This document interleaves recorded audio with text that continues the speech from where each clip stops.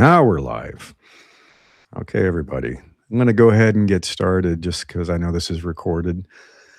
And we'll be able to push it to our podcast and video channels and all that good stuff. And I have a couple of fun people to talk with today. So, for those that don't know who I am, I'm Larry Cornett.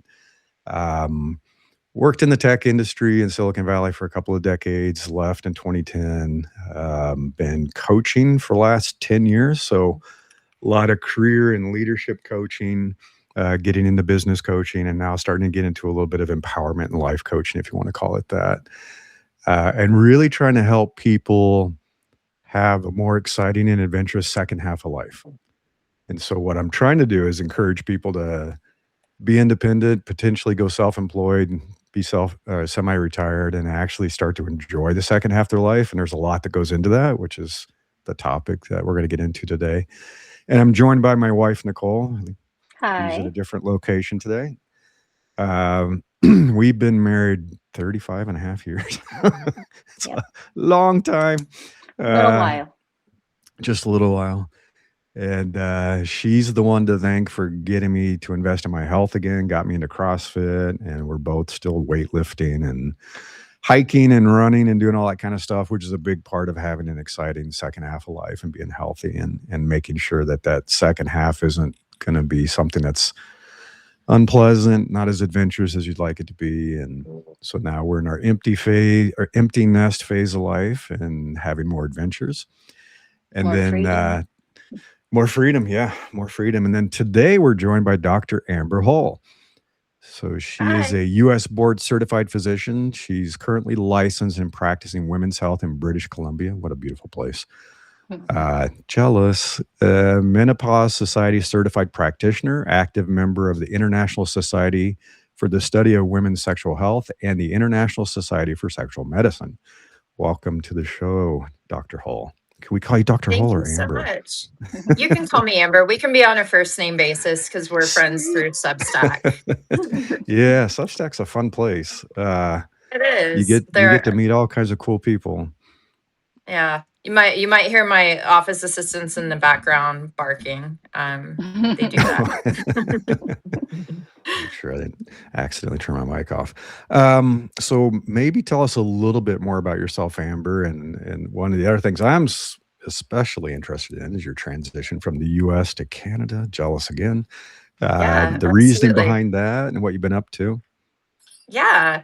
Thank you so much for inviting me to be part of this conversation. I love what you're up to in terms of, career transition and sort of like finding values alignment with one's career goals and just sort of evolving throughout life, never being boring. And so I respect the work that you're doing here, and I'm excited to be talking to the both of you. Thanks. My name is Dr. Amber Hall. As you said, I have my board certification, so I train in medicine in the United States. I did my undergrad in integrative physiology at the University of Colorado in Boulder, and actually cut my teeth doing clinical research on the integrative physiology of aging. And so we were looking at things like glucose metabolism and like differences in endothelial and cardiovascular function between sedentary and older adults.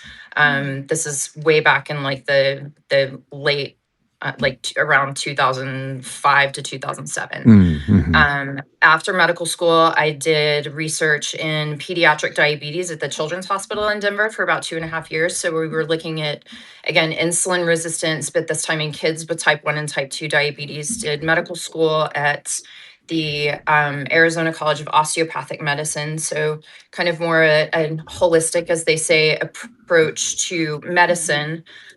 Did all of my elective rotations in medical school thinking I wanted to be an OBGYN.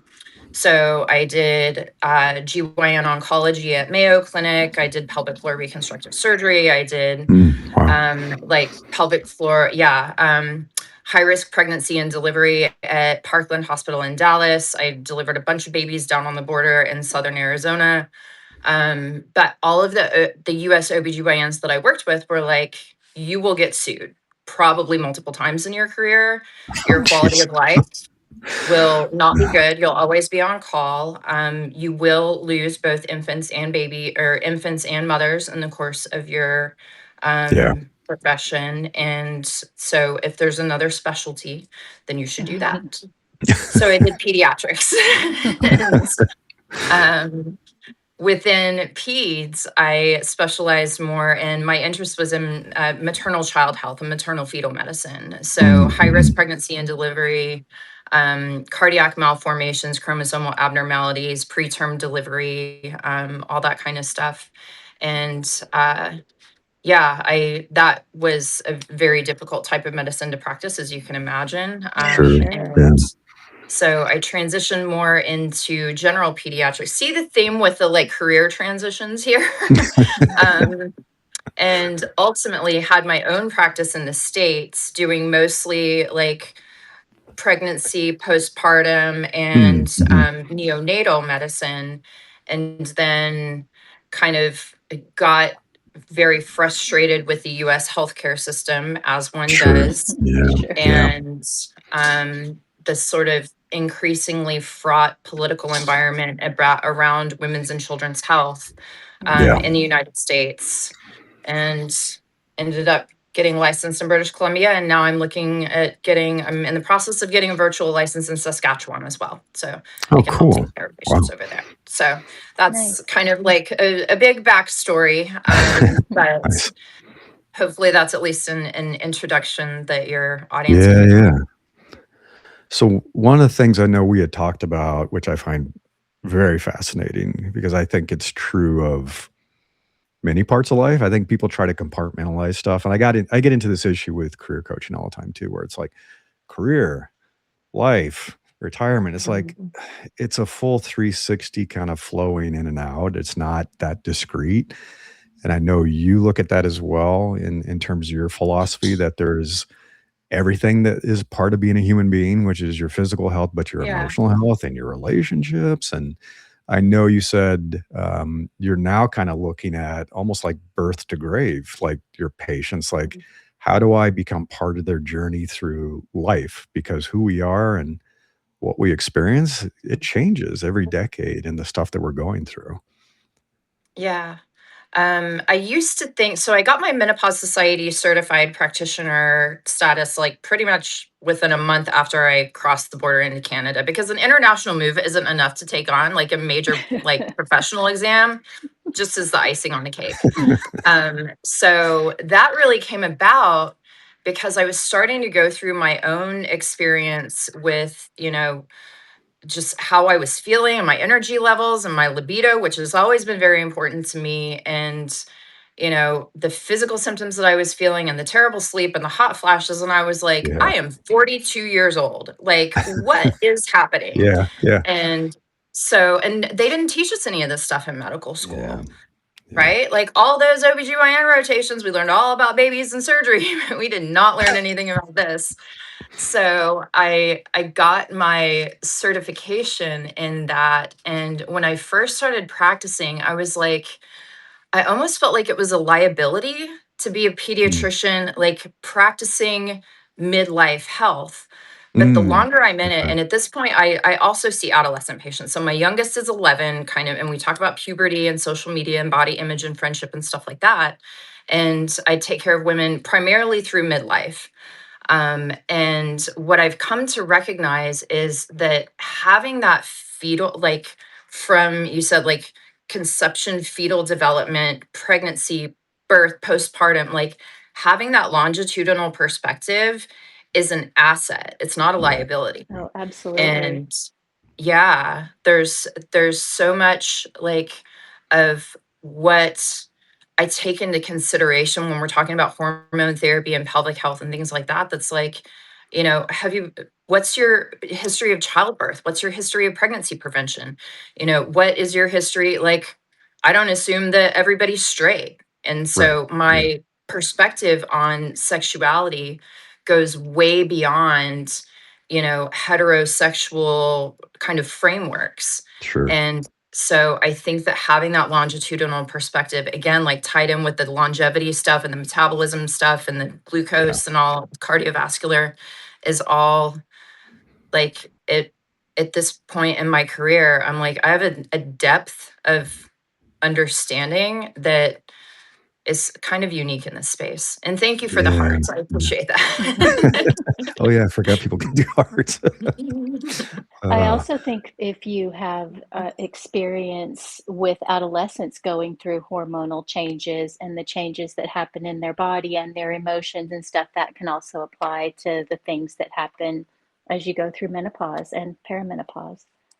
Absolutely. And it's interesting because as I was thinking about this interview and kind of things that we would talk about, you know, I one of the things that I focus on both in my adolescent patients and in my midlife patients is like, let's talk about the follicular phase and the ovulatory phase and mhm. the luteal phase of the menstrual cycle. Because I have young adolescents who their parents are like, her moods are just like, this feels like PMDD. And how do we cope with this? Like, we don't want to put this Sure. child on an antidepressant, and Mhm. Yeah. this is affecting our quality of life and our interactions as a family.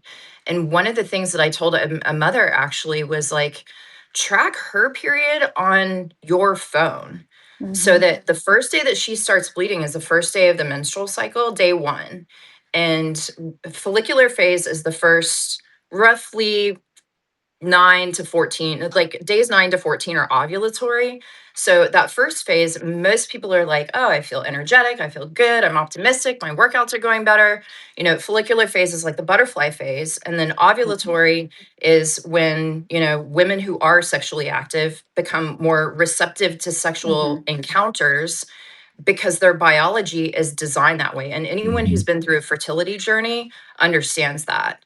And Mhm. then in the luteal phase, when her moods are, she might have headaches, she might have breast pain, she might have cramping, she might have bloating, she may be tired, her workouts don't go as well, she's tearful, she's angry. If you know that that is like she's in luteal phase, she can communicate like, I'm going to protect you from me right now, and I'm going to be a little Mhm. bit more standoffish. Then the parent knows how to show up for the kid in a way that's supportive, and it becomes less personal that way. Oh, And I Mm, actually have a absolutely. girlfriend whose male partner started tracking her cycles for the same reason. yeah. I suggested that Larry do that. Yeah. Yeah, It's yeah, Yeah. helpful. it is. Yeah. Absolutely. What's funny is like part of being human is we like to think we're above all of this, that we're Mhm, different than animals and other Separate from the creatures. physical, you mean? Yeah, separate from the physical. And as you were saying, and I know Nicole's been through this too, it's like going into these different phases of life feels sometimes like a bit of a mystery, like you're on this journey by yourself. You're like, mhm, what's going on with me? And then you'll talk and people are like, yeah, yeah, me too. And it's like, why do we not talk about this? Why is this a Mhm. shock and a surprise where I feel like something's wrong with me? Or yeah, why am I feeling this way? Because men go through hormonal stuff too, and especially at this part of my life, right? It changes everything, but no one talks about it. And it's kind of hush hush, especially in America. It's like it's hush hush. And yes, we're supposed to be above that. We're not animals, and hormones don't control us. It's like they do.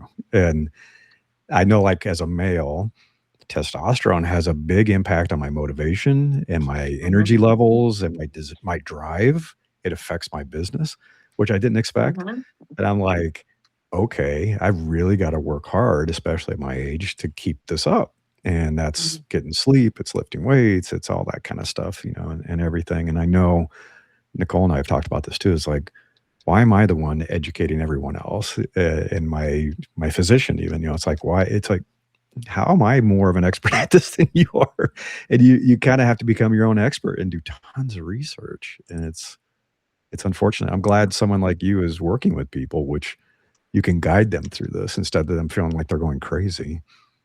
Yeah, and it's such a privilege for me because I have a fascination with human sexuality and psychology, and there's a lot of armchair psychology sort Yeah. of frameworks out there, like the body keeps the score, the body doesn't keep the score, Right. attachment theory, love languages, Mars and Venus, and like at the end of the day, I think it's all sort of like rooted in a desire to understand ourselves and one another Yeah. better.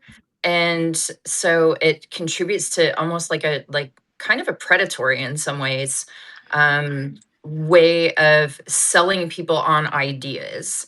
Yeah. And one of the Yeah. things I've tried really hard to like steer away from here on Substack is I don't bill myself as like a sexpert or a dating expert or a Right. guru, you know, like, and I am transparent with my patients in terms of like where my knowledge base is, where my biases are, and where the gaps in my knowledge base are. Right. Right. And they're, you know, with this self advocacy, which I think is important. And I have patients who come into me and they're like, you know, talk to me about testosterone, you know, as women. And I, you know, I am happy to write for testosterone in appropriately managed patients. But I agree with you that there's this whole environment of, you know, self advocacy and self learning. Like I learned about hormone therapy in a Facebook group of women attending physicians.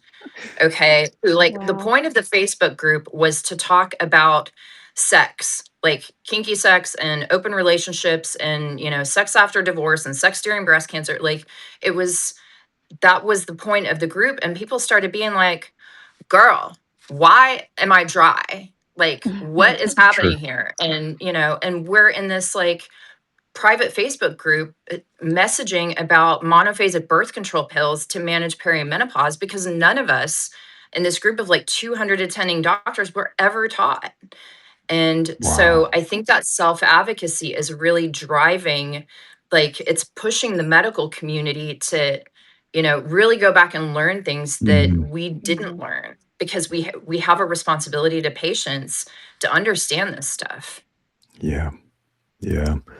What are some of the issues that your patients are coming to you with and the myths, like you were touching on some of these myths, kind of the myths of, oh, I heard this and or this guru said this, and then the Mhm. reality of like what actually does work, what's Mhm. snake oil, what's not going to work, and you're kind of being sold a bill of goods if somebody's telling you they have the answer to this. And yeah, men Yeah. face this too. There's all the male gurus that are pretty trash, but anyway, I won't get into that. Oh, But yeah, yes. lots of bad advice out there. Mm, yeah. What is it? Advice is like opinions, and opinions are like assholes. Everyone has Everybody one, has one. that kind of thing. But I feel like mine's a little bit more credible. To answer your question, the Yeah, most yeah, common thing is perimenopause is far and away the most common thing that people are coming in for is, you know, and perimenopause can present in a variety of ways. And sometimes, yes, it's like hot flashes, night sweats, low energy, low mood. Often it's I am so angry, I'm so tearful, I can't remember things, I'm having a hard time finding words. It's affecting my job. sure. Yeah, Like I'm a yeah, CEO of an organization, or, you know, like I have all these care responsibilities. I'm running a business, I'm taking care of kids, I'm responsible for elder care, and like I don't feel like I can cognitively and emotionally function. right. And Yeah. so I would say that's far and away the most common thing. And, you know, a lot of GPs are just like, okay, well, here's your antidepressant. Have a nice I day. know. Yeah. No, that's And exactly, yeah, exactly what happened to me. I thought I was losing my mind in my 40s. mhm, I had no idea what was happening. Developed anxiety. Yeah, Yeah. cried all the Yeah. time, and they wanted to give me an antidepressant. It's like, You're well, like, that's yeah, let's not drug you. helpful. Yeah, yeah. yeah. Yeah. And sleep, we know that Mhm. hormones affect sleep, and people are waking up at 3 o'clock in the morning and can't go back to sleep, or Yes. they're having like sleep onset issues. And if one's body doesn't have that time to fully recover overnight, like that's when our body recovers. Well, Right. of Yeah. course, your mood is going to suffer. And of course, you're going to be Mhm. too exhausted for sex. And of course, your brain is going to be foggy. And so, to me, it's like you said, it's like all of these things are interconnected, but often in the perimenopause, hormones are the starting place. But there needs to be a very sober conversation about risks and benefits because Mhm. it's kind of Right. Yeah. the thing about the zeitgeist latching on to this and like everybody saying that everybody needs to be on hormones, not everybody's risk profile or risk Mhm. tolerance is the same. Sure. And so it's important to do an appropriate workup to see, like, are you at increased risk of blood clots? Are you at increased risk of, Mhm. breast cancer? And whatever it is in your history that needs to be assessed before you're just like, okay, hormones for everybody. Let's put it in the tap water, and then Yeah. life will be better. So It seems like yeah. there was like a bit of a pendulum swing with that. For it was, no, nobody should be taking hormones because it's so exceptionally risky. And then it's swung the other way where everybody should. Yeah. Right, Mhm. right. Instead Yeah. of You're individualized. you're absolutely right. And this is the thing, kind of going back to your self-advocacy point, that there is a real distrust of institutional medicine right now that I think, Hmm. accelerated. It was present before, but it really accelerated with COVID. And I'm not going to go Yeah, into, yeah, like, for sure. I'll touch a little bit about my personal experience with what happened to me during COVID because it's relevant. But I feel like it's just accelerated since then. And we're kind of at this moment of reckoning with what it means to be healthy and who the gatekeepers are, and, where responsibility lies and Right. accountability, which are all important things. And, medicine has gotten it wrong in the past. I think it's a crime against women's health that the Women's Health Initiative, basically took hormones off the table for an entire generation of women who went Mhm. on to develop osteoporosis and fragility and muscle loss and cardiovascular disease, which is the leading killer of women. And, it took a real toll on the mental health and like spiritual well-being of all of these women. And they're coming into my office at 65, 70 years old being like, is it too late for me? Right, And the right. answer to So that question in the sad. overwhelming majority of cases is yes, it is a Hmm. little too late. Like, it's never too late for vaginal Yeah. estrogen, in my opinion, Okay. but we've gotten this wrong in the past, and we're trying to get it right now. But I could be very well be proven wrong 15 years down the road, and I try to Mhm. be clear eyed about that. Of like, Hmm. we're all still learning. And Yeah, I we have think to that's so take important. responsibility. Oh, Yeah. sorry. Mhm. No, go I was ahead. going to say we have to take responsibility for ourselves in that way, right? That we are, Yeah, look at the risks and decide what we're going to do Yeah, because yeah, we don't know. yeah, Research is just still changes. yeah. It would be nice. I mean, one of the things that would be nice, and I think some medical researchers, doctors are doing this, is like saying, yeah, we don't have all the answers, but we're trying, we're learning. yeah. In the past, it's always been like, of course we know. This is exactly what you should be doing. Take this. And we're like, oh no, sorry, that causes cancer. Oh no, now Mhm, your children are born with their birth defects, and we're just trying to get rid of your morning sickness. It's like mhm. historically we know humans never know. we Yeah. we're trying to get better, and we should be honest about that and just say, based on the research, and here's the balanced evidence, here's what could work, and here are the risks. Because I've faced this even with some stuff I've been people recommended for me, and I'm like, are there any side effects or risk? No, none at all. And Mhm, then went home and Nicole did some research. She goes, yeah, there are. What do they mhm, mean there's no side effects and no risk? It's like, that's not being honest with your patients. Like, at least let them know and say, here's what a 30% increase really means in terms of a risk. mhm, And you make the call. Is it worth it for you? I have a lot of friends, obviously not going to name names. Everybody's getting on TRT now. And they're like, mhm, hey, man, my gains are back. I'm in the gym. I'm this like, is there any risk of this? No, no, there's no risk. It's all upside, man. It's all upside. Not true. Because correct. then my own body stops producing testosterone because it's like, oh, you've got Mhm, this. Okay. You don't need me mhm, anymore. mhm. That's bad. It's like, come Right? on, be honest about Mhm, this, right? It's like, so it is, you gotta know, you have your eyes wide open and do your research, and I know everybody hates to hear that, do your research. But in some cases, if you know how to do peer-reviewed research and actually look at real medical journals instead of what AI tells you, yeah, you can start to get to some of the truth about it and bring stuff up with your doctor and say, "Okay, I saw that there's this. Do you know anything about this type of treatment or this type of surgery, and what are the risks?" And they're like, "Oh, okay, you're looking into that." It's like, "Yeah, I'm doing some research." And now you can have a yeah. more informed conversation. Well, and I think that it's about partnership, and I'm not Mhm. in Hmm. academics for a variety of reasons, but the doctors that I follow on Substack and the doctors who have kind of become like mentors to me see the doctor patient relationship as a less like paternalistic. Like, Right. I am not a benevolent dictator. Like, we are partners in this. And, I use, and many of my colleagues use Open Evidence, which is an app. You can download it for free. It's not Google AI. It actually searches the medical literature, and I use it in my clinical encounters. I That's had a great. patient ask me yesterday about Contrave and like low dose naltrexone combined with like buprenorphine to get at weight loss because her risk Mhm. profile for GLP medications is not favorable. Mhm. And I'm like, I'm going to have to do a little bit of reading and research about this because I'm not really familiar with how to prescribe this in the context of your specific clinical circumstances. And that puts the onus back and the responsibility back on me. I didn't tell her no. Right. It's like, I Yeah. need to learn more about this. And another thing, peptides.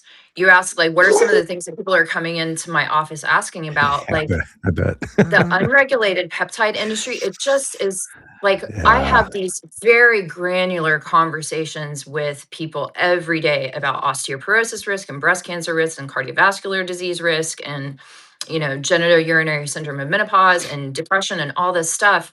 And there are these influencers out on TikTok who are just like, inject these peptides that you don't know where they came from, you don't know what they're mixed with, you don't know how they're Right. sourced, you Right. don't know what's in them, and just inject them into your body, and there's no accountability, there's no Yeah. tracking system.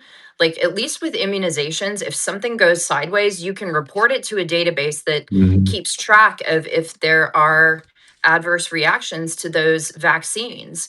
And I'm not here to get into like a debate about vaccines, but there is nothing like that for peptides, and yet people are just like, you know Little Miss Know It All on TikTok said that this peptide was great, and I'm going to inject myself with it and hope I don't get cancer. And I Everyone think at the that, gym like, is talking about peptides. Oh, I know. it's, Everyone's on it. Everybody at the Everyone. gym. Yeah. Yeah. yeah, and I don't, I know that I'm coming across as like patronizing and shaming, and I try really hard not to do that. But to me, this is about accountability. The fact that I have a license and the fact that Health Canada regulates Mhm. medications, including supplements. And Health Canada is like really cracking down on the import of these peptides from, international sources because it's a threat to the health and safety of Canadians. Right. And Right. Yeah. so those are the types of things I just like. Obviously, I'm getting a little like turned up about this, but it's, yes, there's responsibility. Yes, there's doing your own research, but there's also having like a professional that you Mhm. trust Yeah. to have Yeah. conversations about, like, if you decide to move forward with this, that's fine, Right. but I don't know what's going to happen. I can tell you what your risk of breast cancer is roughly with hormone therapy, but with peptides, all bets Yeah. are off. I don't know. Right. Yeah. No, we were talking about this because pretty much everybody we know, I was like, "Wow, what have you been doing?" Did you join? What kind of gym did you join? It's like you look completely different in 6 months, and it's like, oh, okay. Mhm. And it's great, and there are some people benefiting greatly from it. And I know that's just, I know of some people who are and good. I think there are people, of course, abusing it, and they're just like, yeah, I just want to lose weight very, very quickly, and they're not really thinking about the potential risk, and there are risks. And everybody's Yeah. kind of glossing over that, and I'm old enough to remember when fen was a big thing, Hmm. and I know somebody who had heart damage from it, and then when it first came out, everybody's like, "This is amazing. I'm Hmm. losing so much weight, I look great," and then 6 months later, they had heart damage. And it's like, Yeah. okay, have we not seen that we should always think very carefully about anything that we Hmm. adopt to change ourselves that radically? Because there is nothing that ever comes for free. Nothing comes Yeah. for free. And the only thing I say comes for free, which I don't see any downsides, is exercise. It's like, ma- Exercise. it's magical. Yep. It's like, Yeah. and it I is, it is. I couldn't agree more. And, I came up and was training in the time of, opiates are great for pain control. And there's no, like, There's there's no no downside. downsides to Yeah. this. And it'll just manage your pain and like opiates for everybody. And like, whoops, like that was Yeah, kind of yeah, our bad, you know? yeah, And yeah, so and again, like I don't mean to shame folks, and I understand the desire to take one's health into one's own hands. And and I too have people that I love dearly who are on peptides, and I'm just like, Mhm. I really, really hope that we are not having a conversation about malignancy in 5 years, because Sure. yeah, I just don't yeah. know. And are those gains worth it? And Right. maybe if Yeah. it helps to maintain your your cardiovascular fitness and Sure. your how you show up in the world, and Diabetes risk. everybody's Yeah. risk Yeah. tolerance is different. Yeah. But yeah, There's always trade-offs. It's like you're always kind of choosing the lesser of two evils in most cases. Exercise, I will argue to the grave, probably. There's no yeah, me downside, too. and unless you get stupid about it, you're like, "Oh my god, I have to work out 8 hours a day, and, I have to take additional supplements to get stronger," and, okay, now you're going too far, but, yeah, there's no downside. I mean, everything that comes with it, which I did not Um, expect in terms of the mental benefits and the emotional health Mhm. benefits. I was like, I had no idea that was gonna be part of it. Amazing, yeah, amazing. But, yeah, everything else you gotta be careful and say, "Is this the lesser of two evils?" Yes, there's yeah, this increased risk, but if I don't do it, I'm really at risk of cardiovascular disease or diabetes or whatever it is. And it's like, okay, now you're making an informed choice. And right. sometimes life is like that. You got to choose the lesser of two evils. And it's unfortunate, but that's just the way it is. But not everybody's in that situation. Thoughtful So question. yeah. So if you had to think about the experiences you've had with your patients and the advice that you give Mhm. them and what they come to you with, what kind of advice do you give people to really optimize this next half of their life that can really make a huge difference in terms of like, okay, your quality of life, your relationships, your sexual relationships, everything, emotional health, all that? It's like, what do you typically say and do with your patients to say, okay, let's have you actually have a really great second half of life here? It's not all downhill from here. It doesn't have to be. Yeah. So I feel like I do I do less, even though I clearly like to talk, I do less talking and more listening when it comes to this Hmm. particular issue. And really, because I'll kind of dovetail a little bit into libido, because this is also a very common thing that I'm comfortable talking about that a lot of doctors aren't. And we know that libido declines in the years leading up to menopause and for a couple of years thereafter, but then it'll usually rebound. Interestingly, in women, testosterone levels also decrease throughout the lifespan, but start to Mm. like reemerge again after age 60. With men, it's a pretty steady decline. Yeah. And if you want me to go into more detail about erectile dysfunction, I'm happy to do that too. But when I'm having conversations about libido or really anything, it's what does a fulfilling experience mean to you?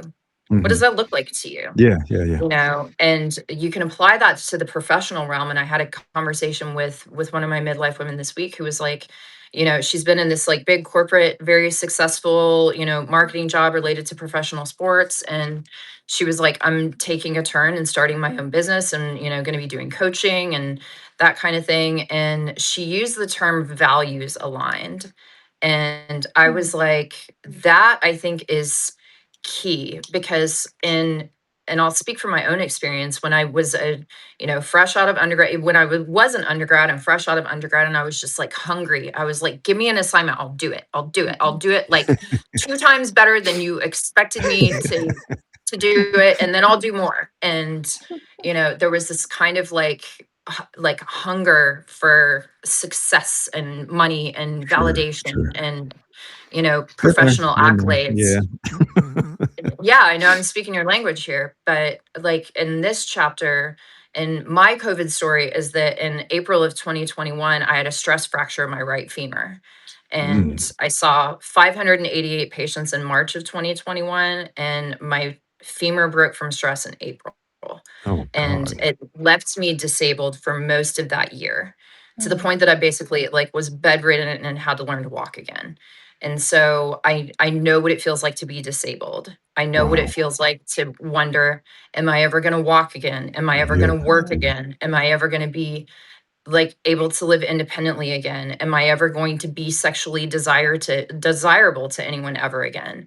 Like I've Mhm. grappled with those in very, very tangible ways. And that experience like really put a lens on how do I continue to do this thing that I love and that I'm good at, which is medicine, in a way that is physically and mentally and emotionally and spiritually sustainable for me, Mhm, because I mhm. can't keep lighting myself on fire to keep other people warm. Right, Mhm. right.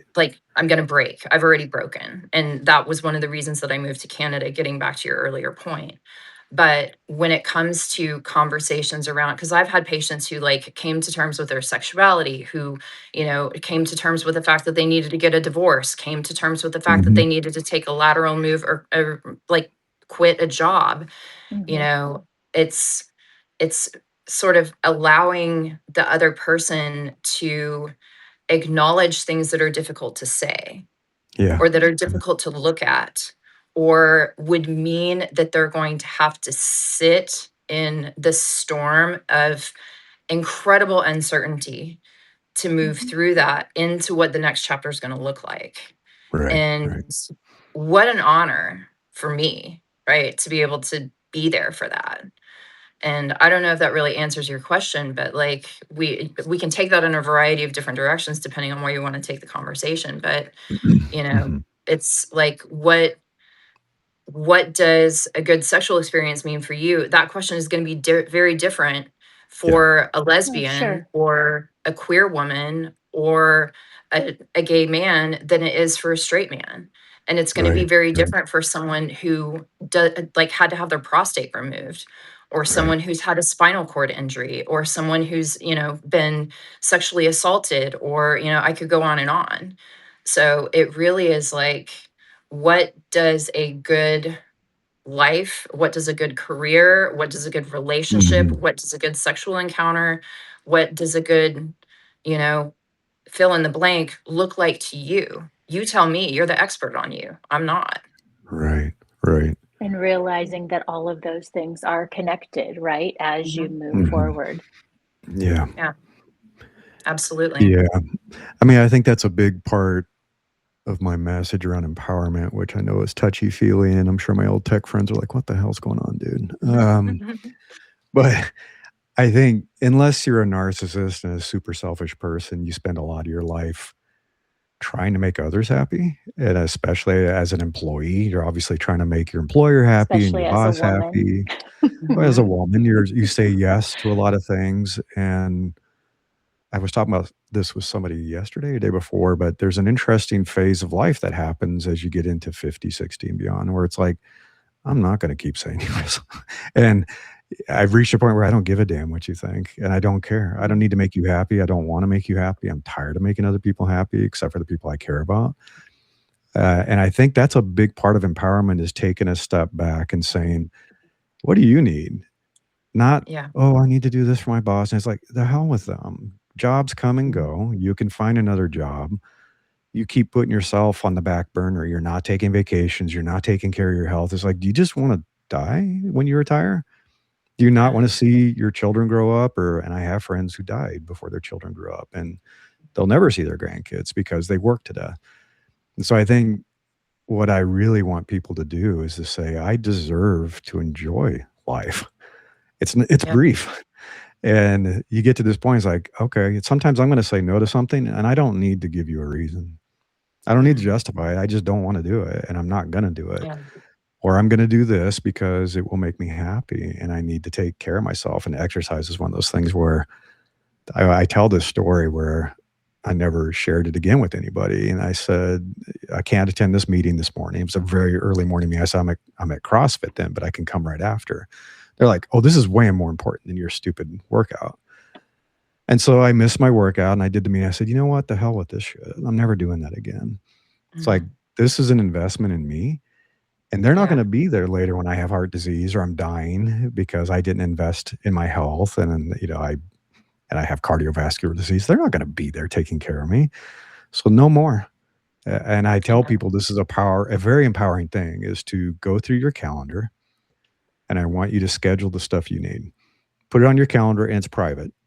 And that can be exercise, yoga, go for a walk, read a book, take a bath, have a glass of wine, whatever it is. Put it on your calendar, block off the time, and somebody says, "Oh, aren't you available?" No. Well, what are you doing? That's private. You Mhm. don't need to know that. Mhm.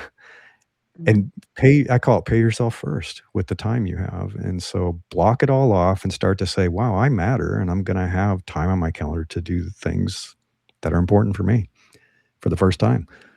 And I think that's a big change for people is to say, go ahead and pay yourself first out of your time and then see what's left over for your employer and for other people. Right. Yeah, I'm gonna counter your point here a little bit. Excuse me. um, and also my financial advisor also says pay yourself first. But I think there's one of the questions that you asked me was, what do you think it's important for the male the men Yeah. in the Yeah. lives Yeah. of women to understand about kind of the distinction between a woman's experience of this and a man's experience of this. And I try very hard in my writing. I am a feminist. I take care of women and children and Yeah. and also I love men.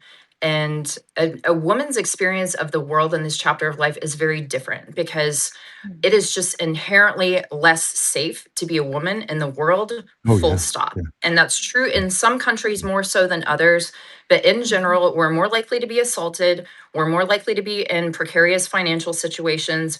We're more likely to be left with children and be responsible for elder care in addition to paying, the bills and the mortgage and all this stuff. So if women are just like, nope, I'm not doing that, then oftentimes they're dropping what they feel like are obligations for caretaking for other people. So I would say it's harder for women to Sure. Yeah. put That those is absolutely boundaries up. true. Yeah. Yeah. And also, I have a mentor here who's one of the reasons that I'm working at the particular clinic that I work at.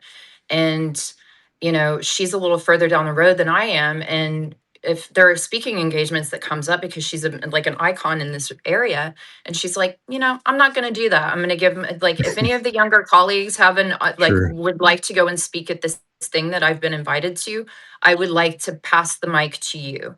And what a luxury to be able to That's cool. say, Yeah. nope, I don't want to do that. Yeah. And Yeah. Exactly. good for her because it's Yeah. stressful to take on those responsibilities. And the thing that she has said to me and to us, she's like, it is okay for you at a certain point to be 411 and not 911. And I like that. your kids can come to you, your Sure. friends can come to Yeah. you, your professional colleagues can come to you and be like, hey, I'm having this problem, and you can be a source of information, but that doesn't mean that you are there to fix their problem. Yeah, Exactly. And Yeah. I think that that's an important distinction in getting at your point and absolutely. sort of like women's obligations and how they differ. And I would be interested to hear Nicole's take on this Oh, too. I yeah. think it's just like there's a difference. What are your thoughts? Oh, absolutely. I was thinking about what you said about caretaking and Hmm. the idea that with elderly parents and stuff where that comes on, it's Mhm. always the woman that is I shouldn't say always. There's of course individuals where that is different, but even if it's not their parents, they are the one that is Mhm. taking care of their partner's parents. We just always step into that caretaking role, even with Hmm. children, even adult children. The kids Yeah. call me before they call their dad. And so there's, yeah, absolutely a lot of pressure on us at this age when we're just still trying to figure out why our bodies feel so different than they used to, and Right, how right. to get more sleep. Yeah. And I think that that was an important point that I wanted to make here, because when it comes to sexuality, which again I keep going back to this because it's my area of interest, Hmm. is that when women come into my office and they're the question is libido, Hmm. which in I would say 80% or more of my patients, like libido adult patients, I'll say that libido is on their radar as a symptom. And if you feel like showing up sexually and contorting yourself into the fantasies of your partner is just another responsibility on your task list, then Right. that is going to be less like it's not going to be Not very fulfilling. much It's going to fun. be like Yeah. exactly. It's And work. so when it comes Yeah. to talking about pleasure and intimacy and reconnecting and having those hard conversations about like what does a pleasurable encounter look like to you, Mhm. you know, what does a pleasurable encounter look like to you? I went and got my roots done last week, and my hairdresser gives the most amazing scalp massages. Oh Oh, God, I love Telling those. nice. you, this That's the woman had best. my head in the bowl and like running her hands all over my Nice. scalp. My eyeballs were rolling back into my head, and it was like I didn't even know what like planet I was on anymore. And she rinses me off, and you know, she leans over and she's like, "Is the water temperature okay?" And you know, like total attention paid to my That's experience, nice, isn't it? right? Yeah. Mhm. Yeah. She wrapped my hair in a towel. I got up and my phone was ringing, and I was like, "Hello?" Like, who is this? You know, and like though that even though it is like this is a professional, it's a platonic situation, like I just felt so cared for. Yeah. Mhm. And Yeah. and the same is true, like I have a massage therapist, same thing, you know, Mhm. like there is attention paid to my experience in a way that doesn't expect like an orgasm on the part Sure. Right. of the Right. person who's providing it. And Mhm. to me, like having sometimes difficult conversations around intimacy doesn't mean we need to start with you need to do something about your erectile dysfunction. It starts with Uh, like what does it mean to feel seen and cared Mhm. for and and cared have for. your Yeah. pleasure centered in that experience. Mhm. Yeah. So, Yeah. yeah. I totally get that. I fall asleep every time that they wash my Mhm. hair. I'm just like, Yeah, either I'm it's super And fatigued massage. or it's like, yeah, I fall asleep. Yeah, every time. They're like, "Sir, sir." I'm like, "What?" I just like fall mhm. asleep because it's Yeah. so, like you said, it's so rare to have that moment where it's like somebody's caring for you, and it's just like I don't know if it's infantilizing or what, but you fall asleep, you just get comfortable and fall asleep. It's like, well, at least I do. I always fall asleep. Uh, Well, there's a no, it's a good vulnerability that point. comes with that too, right? Yeah. Like this person could cut my head off. Like she could Yeah. snap my neck back and I could be paralyzed. Like And I the don't energy know. matters, right? And I think sometimes you feel like you're okay and safe, and other times you don't. Yeah, and I've been in places where I did not feel safe. I think Nicole and I both, we've done couples massages and foot massages where it's like, it's not a relaxing environment, it's chaotic, and it's like, "Okay, I'm glad we're doing this, but it's not gonna be a environment where I'm gonna like, oh, I feel so safe, I can fall asleep." It's like, no, it's not like that at all. Yeah. Um, but I think Well, and I would that's a argue that really good point. the same is true in intimacy too, right? Like Exactly, yeah. Do you whether feel you're safe? having a Mhm. partnered experience, whether it's a heterosexual experience, whether it's, you know, in the context of kink play or, you know, whatever, it's do you feel safe? Do you feel cared for? Mhm. Do you feel Oh, like absolutely. that like you can be like fully show up and be messy and have your pleasure centered in a way that is not like, you know, I'm, you know, what am I going to get out of it? Like I'm doing this for you Right, in order to right. get something out of it for me.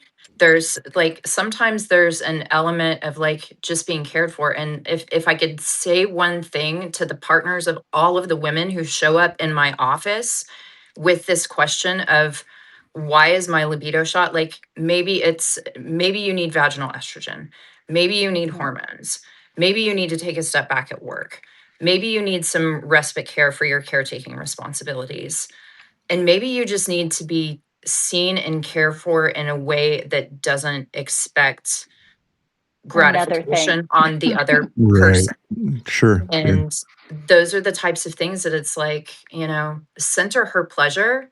And you'll be amazed how much more often she will start showing up to have those experiences with you. And then it just gets deeper and deeper and deeper. Yeah.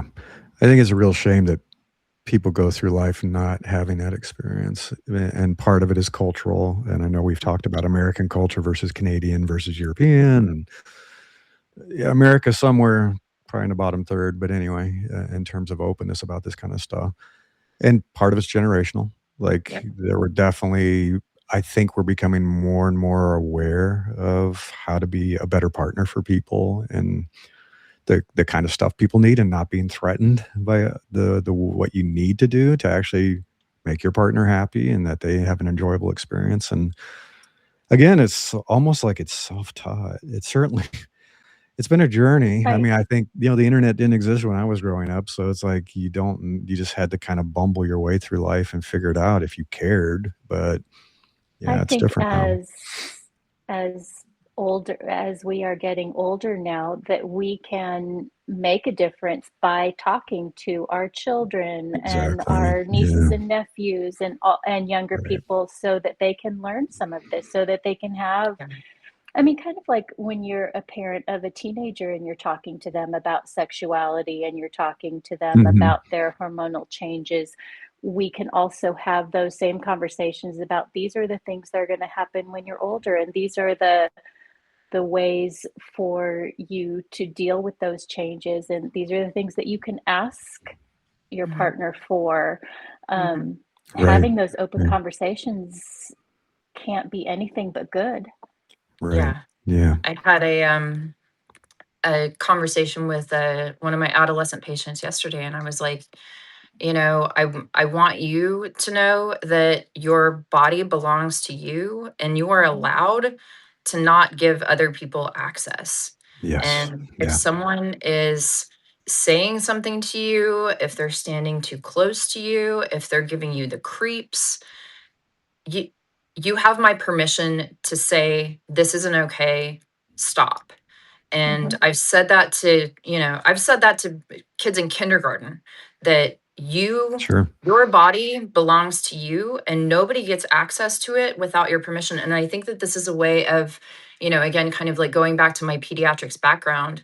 There's so much of the culture, especially like with online pornography, but even, we're all Gen X here. Even before online pornography, I was aware that I was being sexualized by the time I was 13 years old, oh, Sure. sure. Yeah. possibly sooner. I had this weird uncle who at age 5 was like telling my grandmother like she's going to make somebody a great wife one day. And I'll tell you what, Jeez. I've been having premarital sex my entire life and I've never been married.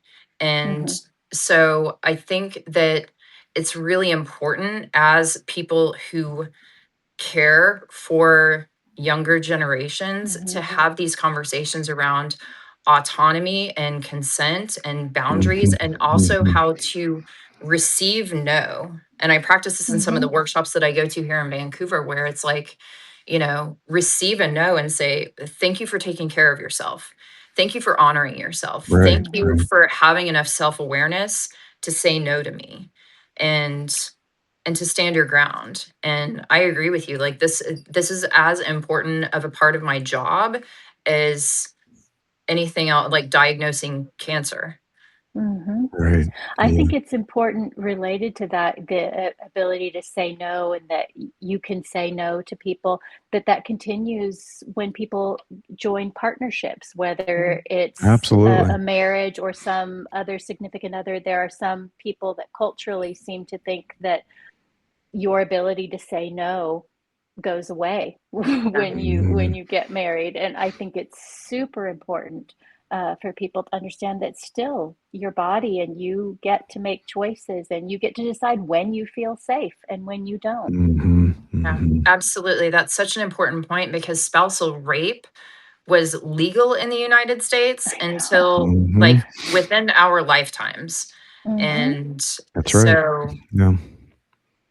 there there is that kind of expectation, and I can see both sides of the coin here too. Like, if one is signing up for monogamy, that doesn't mean that they're signing up for celibacy if the other person Sure. decides that they Yeah. don't want to be a Sure. sexual being anymore.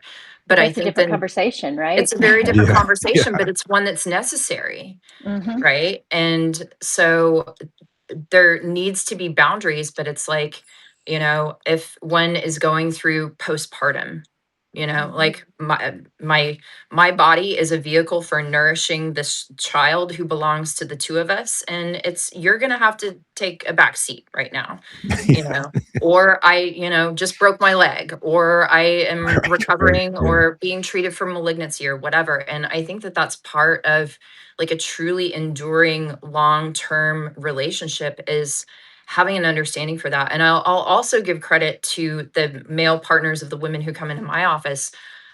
Almost universally, the women in my office are like, he's so great, he's so patient, I love him so Mhm. much. I really like, I want, and I just don't. Sure. Sure. And Sure. so then we start having conversations around some of this stuff, like hormone related and nutritional and It's like, sleep would and you like to try exercise an and E-string? Yeah. yeah. Yeah, exactly. Yes. Amongst a variety of other things, but it's Yes. like, boredom is just like, if what you're being offered is, day old broccoli, steamed broccoli, and you're like, that just is not exciting to me. I would rather go with nothing than that. Well, And what's yeah, being offered, exactly. then, Exactly. then we get to have a little bit more fun Yeah. conversations. Yeah, no, Yeah. no doubt, no doubt. And I think that's true for so many things in life. I think I posted about this, the other day about friendships where it's like, you know what, if this is gonna be a one-sided friendship, I'd rather be alone. I'd rather not have the friendship. Yeah. And I think that's the same with Mhm. the relationships. Like, I'd rather be solo with this. I can have a better Mhm. time going on a hike by myself than having friends who don't wanna come and do things, right? So it's like, I don't need these people in my life. But I think a lot of it is communication and openness, and with the Mhm. right partner, hopefully they can hear you and not be threatened or take it personally, because we do change, and the men change too. We Yeah. definitely change. I noticed changes in my own life and changes that are impacted by my career, which I did not expect. Mhm. Totally did not expect. Like, things are going well in my business, my career, my drive and everything's really high, but when it's not, nothing's good, and I'm Yeah. down, and I don't think people realize it's all intertwined. This is all interconnected. You gotta take care of all of it. You really do. Absolutely. When one's stress hormones are elevated, and I've seen this physiologically, right? And in a patient with like renal failure, for example, Mhm, like if mhm. the body has been functioning sort of under this really heightened physiological stress state, the hypothalamic pituitary gonad axis will shut down. And I've Yeah. seen a 19-year-old with an estradiol level of a postmenopausal woman, Wow. Oh, because wow. the Wow. body was under such significant Mhm. stress. And Mhm. so expecting one to be sexually functional when, the Yeah. crap is hitting the fan left, right, and sideways, it isn't really realistic. And I think that that's where you need to have those Mhm. conversations around, like, I miss our connection, I miss our intimacy. Mhm. Can I run you a bath?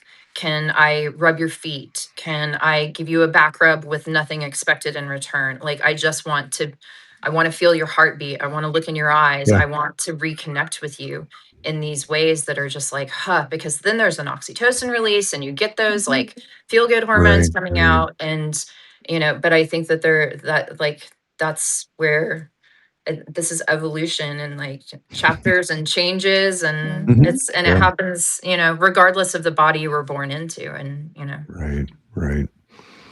So I know we're almost out of time. yeah. Any kinda last words of wisdom that you could share with the people who are here and the people who'll be listening to this later, obviously? For the women, but also their partners, like, what would you tell them saying, "This can make a huge difference, and this is the way you should think about it."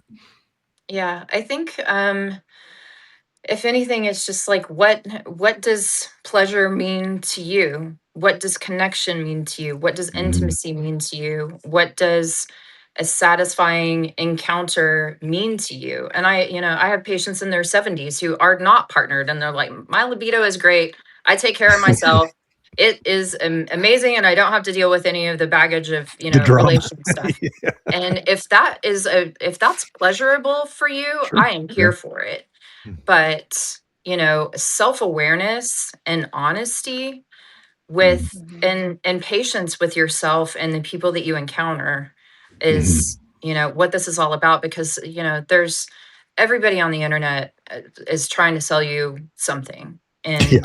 it's not fair to you to compare your experience, whether it's professionally or medically or psychologically or sexually, with all of the, slop on the internet, frankly. Yeah. And Yeah. be kind to yourself, be kind to other people. And if you want to see me, come check me out on Substack. I'm Under the White Coat. How about that? Fantastic. Yeah, and I will Perfect. share when I repost this links to your Substack, your profile, so people can find Dr. Amber Hull. I love what you're doing. I love Thank that you're you. willing to be so open and honest with us about this, and I wish more physicians were like you. That'd be fantastic. Amazing. Thank you. What a lovely compliment. And so lovely to meet the both of you. Thank It's nice to you. meet you too. Just keep Thanks. talking, right? That's Yes, exactly. Right. Keep talking. talking. Keep talking. Thanks, Nicole. Thanks for joining us from Yes. remote. Thank you. Have a good All right, day. everybody. Thanks. Thanks for tuning in, and this will be posted later. It'll be a part of a replay, and it'll be on the podcast and all kinds of places where you can consume it. All right. Well, Very good. enjoy your week, and we're almost there. All right. Bye. Okay. Oh, Bye. geez.